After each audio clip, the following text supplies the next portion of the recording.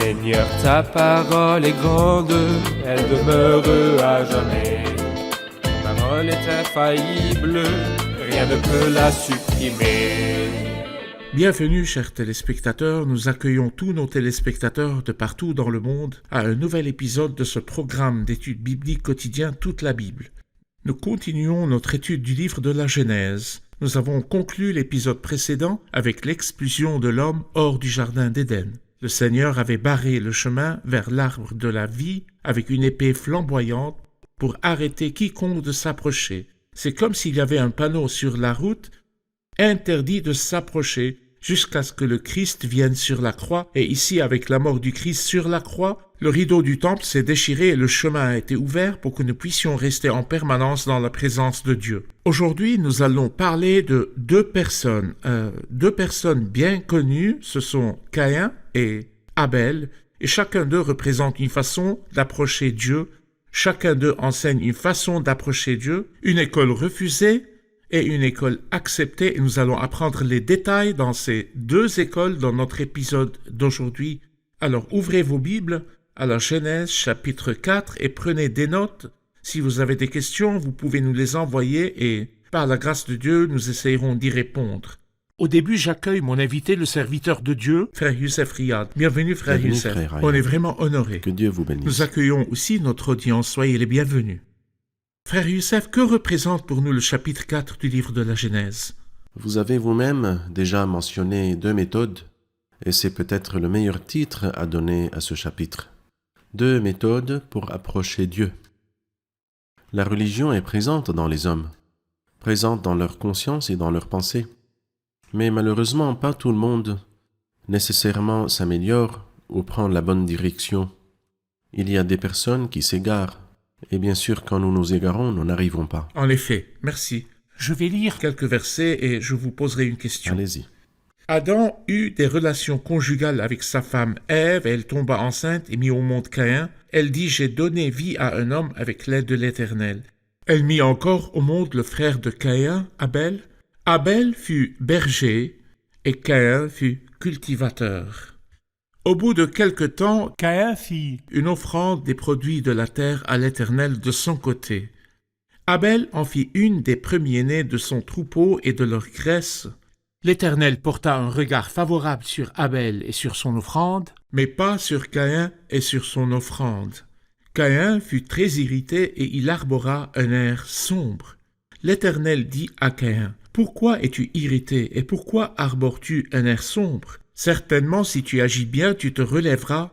Si en revanche tu agis mal, le péché est couché à la porte et ses désirs se portent vers toi, mais c'est à toi de dominer sur lui. » Nous avons parlé un peu de ces versets, et surtout quand elle mit au monde un garçon et l'appela Caïn. Pourquoi le nomme-t-elle Caïn? La Bible nous donne la raison ici, parce qu'elle a dit « J'ai donné vie à un homme avec l'aide de l'Éternel ». Elle a probablement cru qu'il était la descendance de la femme, et qu'il était la solution au problème. Et comme d'habitude, les êtres humains, et spécialement les femmes, ont hâte et s'empressent d'arriver au but. L'être humain veut arriver vite. Tant que le Seigneur enverra celui qui va écraser la tête du serpent, qu'il l'envoie et en finisse. Et si Dieu veut régner sur tout le monde, qu'il règne et en finisse. Et tels étaient les disciples au temps du Christ. Oui. Alors nous voyons que Ève est pressée. Et Pierre et Jacob et Jean étaient aussi pressés. C'est Alors, vrai. pourquoi avoir la rédemption et la croix? Sauve l'humanité et règne et tout ira bien. Beaucoup de gens ne comprennent pas l'importance de la rédemption. Ils ne comprennent pas que l'humanité doit attendre des milliers d'années avant la plénitude du temps. Avant la plénitude du temps, avant que Dieu n'envoie son Fils et qu'il soit sacrifié sur la croix. Ça, c'est la solution. Elle était pressée, et donc elle a dit de Caïn, « J'ai donné vie à un homme avec l'aide de l'Éternel. » Elle s'est dit, c'est la solution, bien qu'il fût une partie considérable du problème.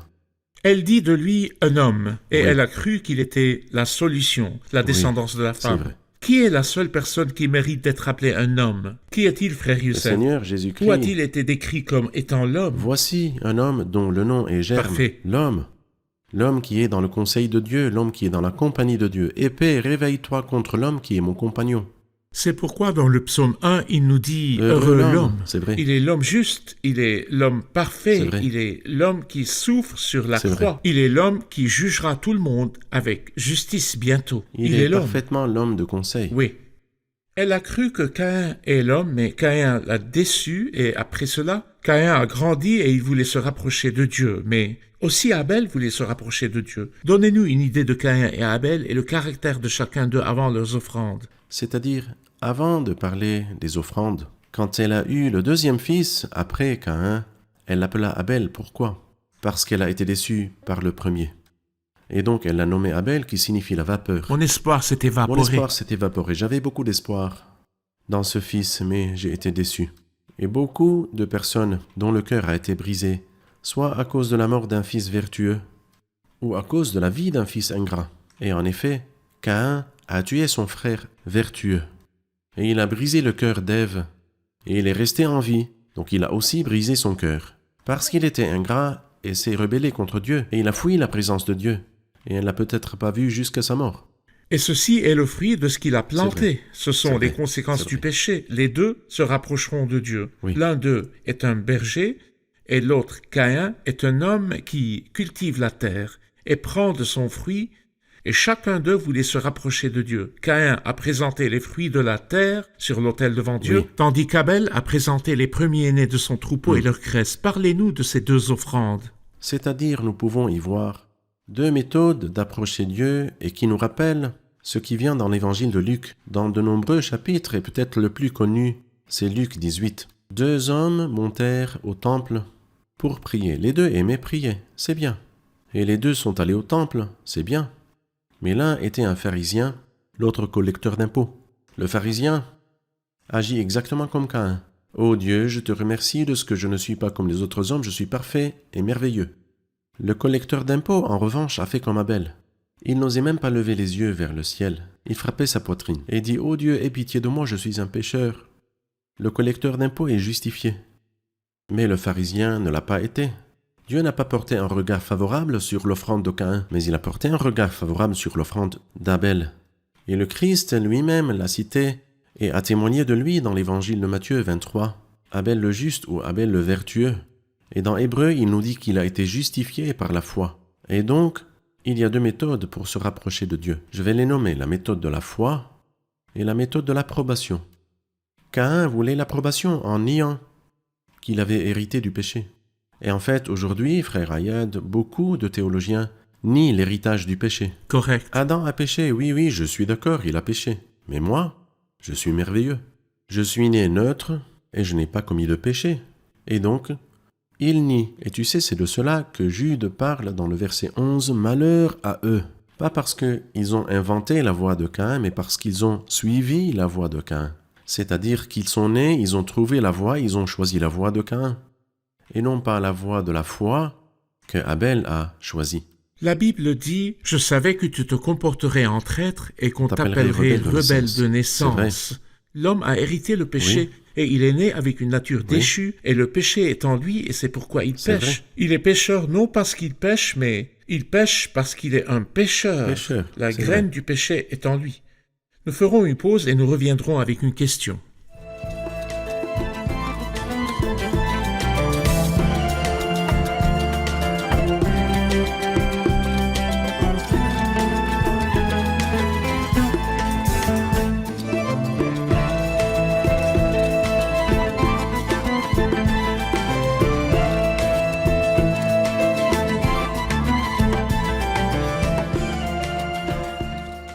Nous comprenons de ces versets que Dieu a accepté l'offrande d'Abel, mais il n'a pas accepté l'offrande de Caïn. Est-ce qu'il y avait une loi qui interdisait une telle ou telle offrande? Comment Abel a su que la façon d'approcher Dieu est par le sacrifice? Dans Hébreu 11, 3, c'est par la foi qu'Abel a offert à Dieu un sacrifice plus grand que celui de Caïn. Le mot « par la foi vient de ce qu'on entend. Non, et ce qu'on entend vient de la parole de Dieu. Il y a une révélation. Et ça ne doit pas nécessairement être une nouvelle révélation. Ça pourrait être la même révélation que nous lisons dans Genèse chapitre 3. Dans Genèse 3, nous lisons que Dieu a fait des habits en peau et les a donnés à Adam et Ève. Et c'est de là que Adam a compris que Dieu accepte qu'un sacrifice soit mort à sa place. Lui, il Et méritait il la a mort. transmis ce savoir à Abel. Et il a transmis ce savoir à Abel, et Abel a accepté ce savoir. Mais le problème de Caïn, comme nous l'avons déjà dit, est qu'il a nié l'héritage du péché. Oui, toi, tu dois offrir un sacrifice parce que tu as péché, mais moi, je n'ai rien fait. Alors, si Dieu veut une offrande, je vais lui offrir le travail de mes mains. Et quelqu'un a dit que la sueur du visage ne remplace pas le sang de l'agneau. Oui, Caïn a transpiré, car Dieu a dit « À la sueur de ton visage tu mangeras ». Mais la sueur ne remplace pas le sang de l'agneau. c'est vrai. C'est pourquoi dans le verset 6, il dit « L'Éternel dit à Caïn, pourquoi es-tu irrité et pourquoi arbores-tu un air sombre? Si tu agis bien, tu te relèveras, et si en revanche tu agis mal, le péché est couché à la porte. Et ses désirs se portent vers toi, mais c'est à toi de dominer sur lui. » Je vais m'arrêter un peu sur ces paroles, allez-y. Si tu agis bien, c'est-à-dire si nous ajustons notre méthode et que nous nous approchons avec un sacrifice, Parfait. si tu agis bien, tu te relèveras. Nous pouvons le comprendre de deux manières. J'accepterai le sacrifice quand j'enverrai le feu. Car comment a-t-il su que Dieu a apporté un regard favorable sur Abel, sur son sacrifice et son offrande, et qu'il n'a pas accepté son offrande à lui? Le feu n'est pas descendu du ciel pour brûler l'offrande. Donc si tu agis bien et tu offres un sacrifice, le sacrifice sera accepté. Ou, quand son offrande a été refusée, Caïn a arboré un air sombre. Oui. Et donc je suis prêt à relever ton visage, Parfait. car je n'ai aucune discrimination entre vous deux. Mais offre le bon sacrifice et je relèverai ton visage et j'accepterai le sacrifice. Parfait. Et il lui donne un avertissement ou un conseil. Lequel est-ce là? Si Oui. en revanche tu agis mal, le péché est couché à la porte. Et ses désirs se portent vers toi, mais c'est à toi de dominer sur lui. Et donc c'est comme vous l'avez dit. Certains y voient un avertissement et d'autres y voient un conseil. Ça dépend de comment vous comprenez le sacrifice. Désolé, de comment vous comprenez le mot péché.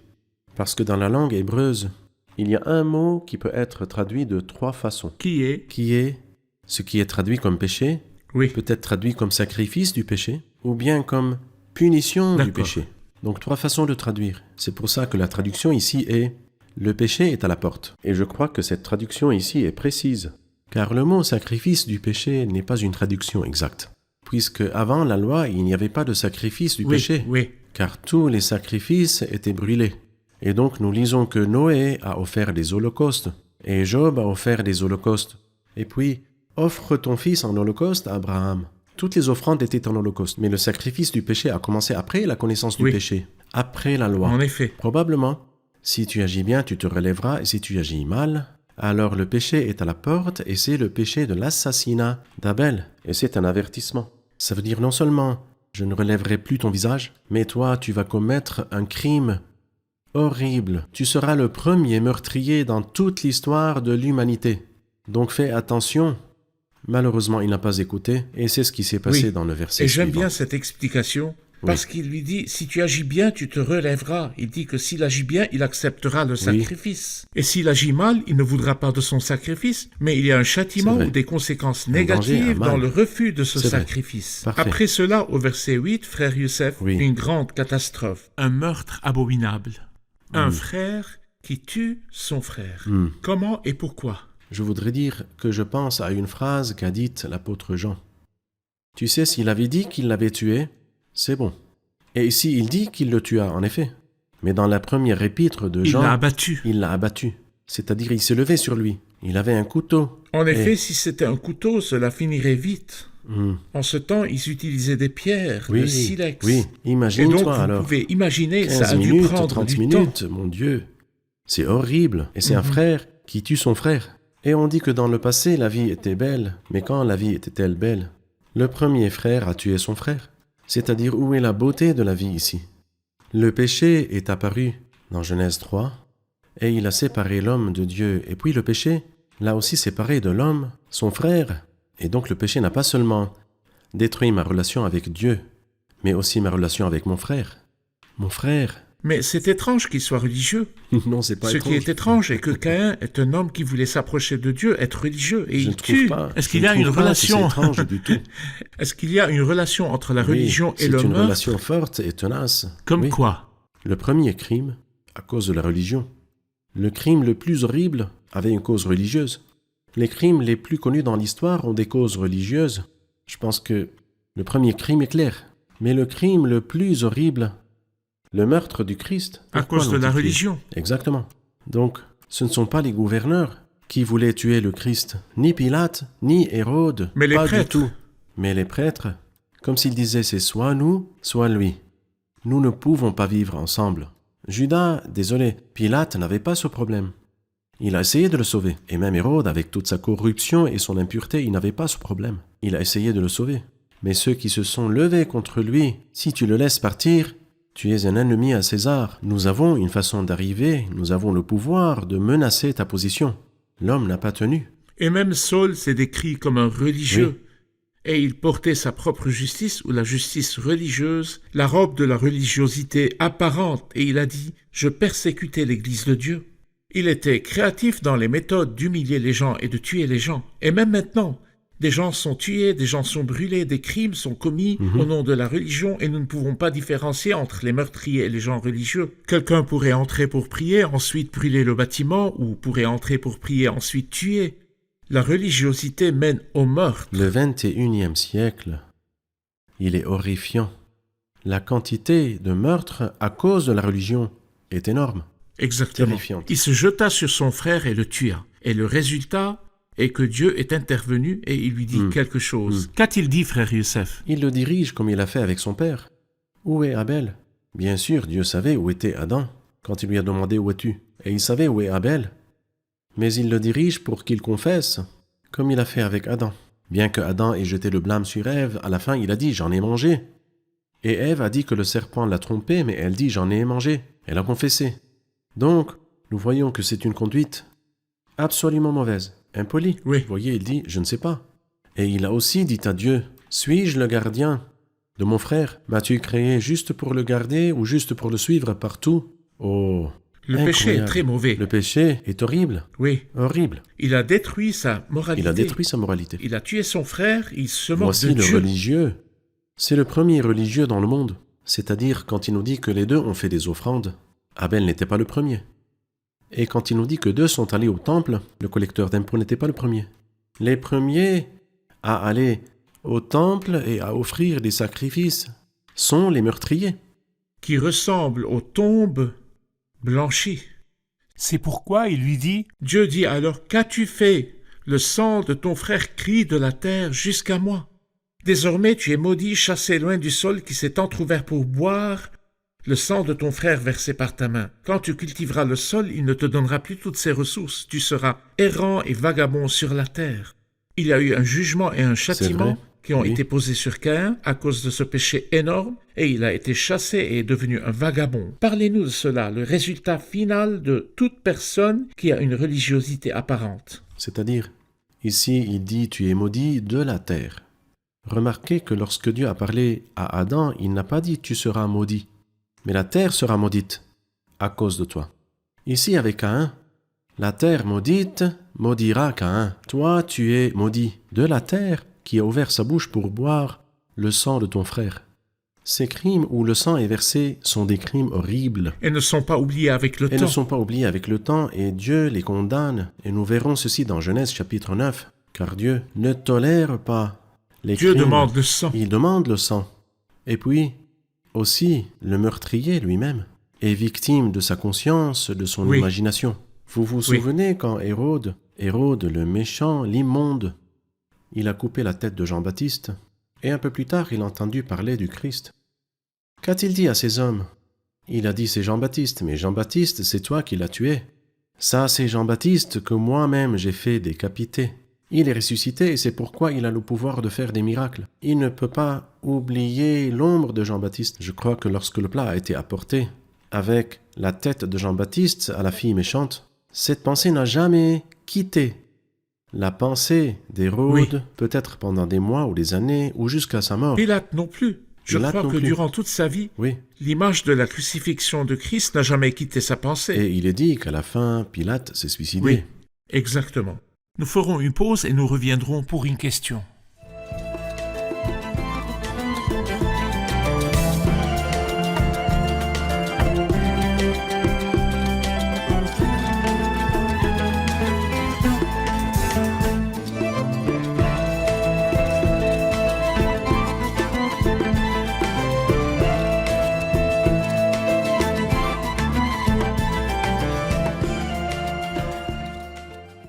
Nous voulons savoir plus au sujet d'Abel, son caractère et la nature de son travail.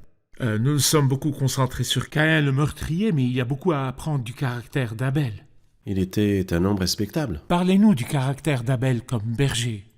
Comme berger, il est le premier berger de la Bible sainte. La Bible nous parle de 7 bergers. Mais le premier berger des 7 est Abel.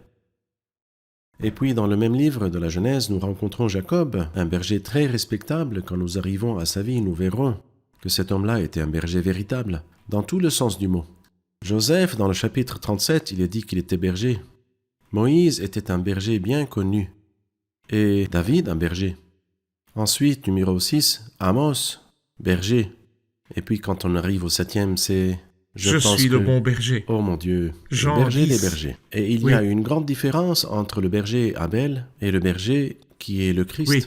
Et ce Oui. berger, qu'a-t-il fait? Il a offert Il a offert les premiers-nés de son troupeau et leur leur graisse. Régulièrement, il choisissait un agneau, offrait afin que Dieu m'accepte, et non pas une seule fois, mais il l'a fait avec tous les premiers-nés et leur graisse. C'était donc une action répétée, et tant que Dieu était satisfait de lui, il faisait des offrandes, et Caïn le jaloux, Caïn l'avare, se mettait en colère.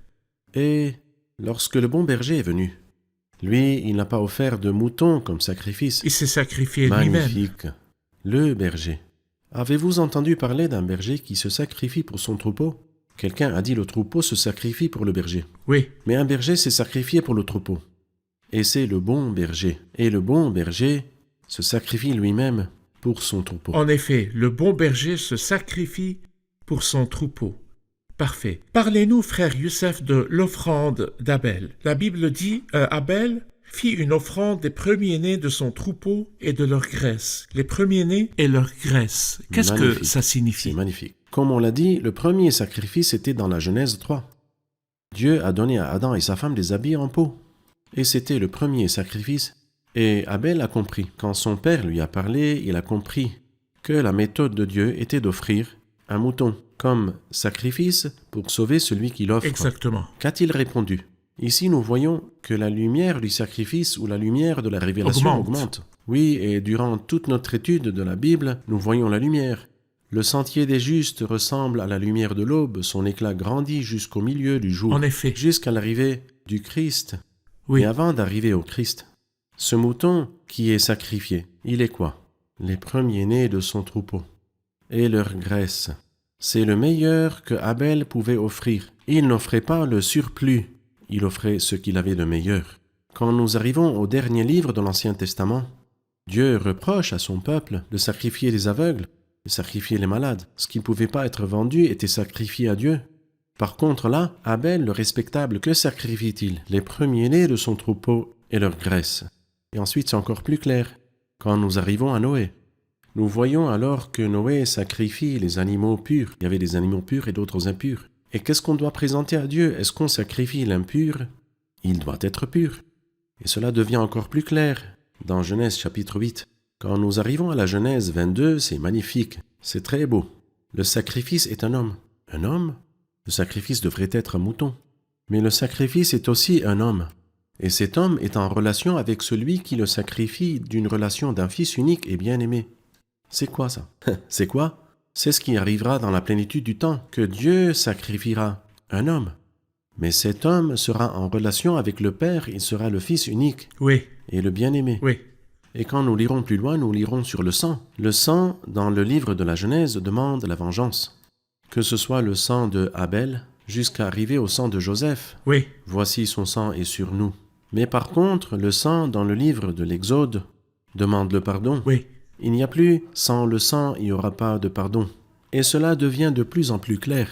Au fur et à mesure que nous avançons dans la parole, ça devient plus clair, jusqu'à ce que nous arrivions à L'agneau de Dieu. l'agneau de Dieu qui porte le Oui. péché du monde. J'aime bien ceci et j'apprécie aussi l'inspiration C'est verbale vrai. des premiers-nés de son troupeau et de Oui, leur graisse. leur graisse. Des premiers-nés. C'est Qui vrai. est le seul que nous nommons premier-né? Mm. Christ est le seul qui est appelé le premier-né dont la graisse a été offerte. Les moutons engraissés sont ceux qui ont beaucoup de Oui. graisse. Et qui était celui qui avait toute la graisse et qui pouvait présenter un arôme qui C'est plaît vrai, à Dieu? c'est vrai. Ici, il parle directement du Christ. Il C'est est vrai. le premier-né engraissé et ayant le pouvoir qui a été sacrifié pour nous devant Dieu.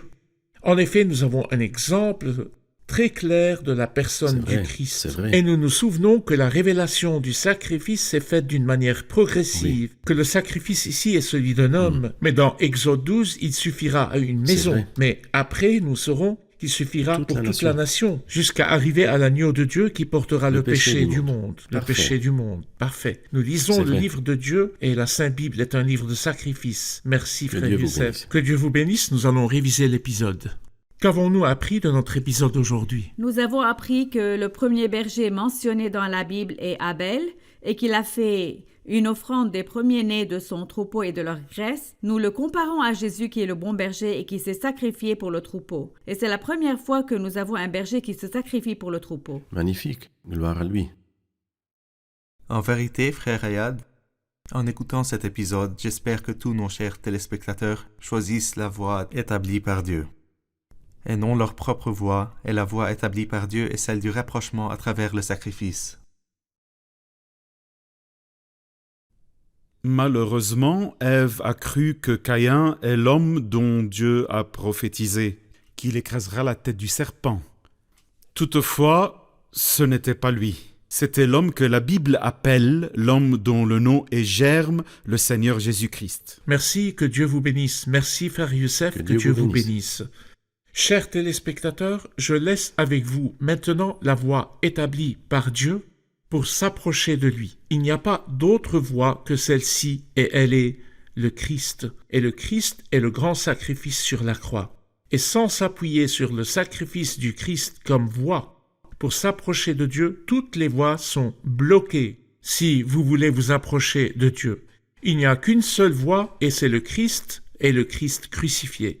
L'idée du sacrifice dans toute la Bible est un grand sacrifice qui satisfait toutes les conditions. Il est le premier-né sans défaut, un mâle d'un an sans défaut.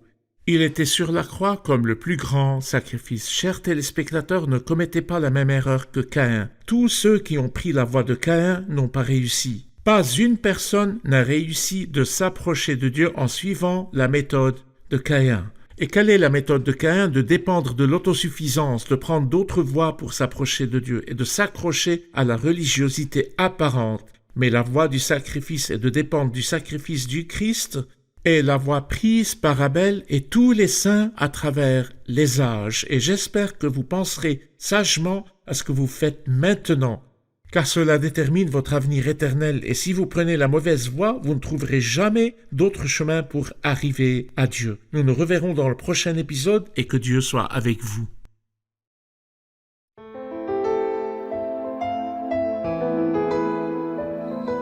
Seigneur, ta parole est grande, elle demeure à jamais.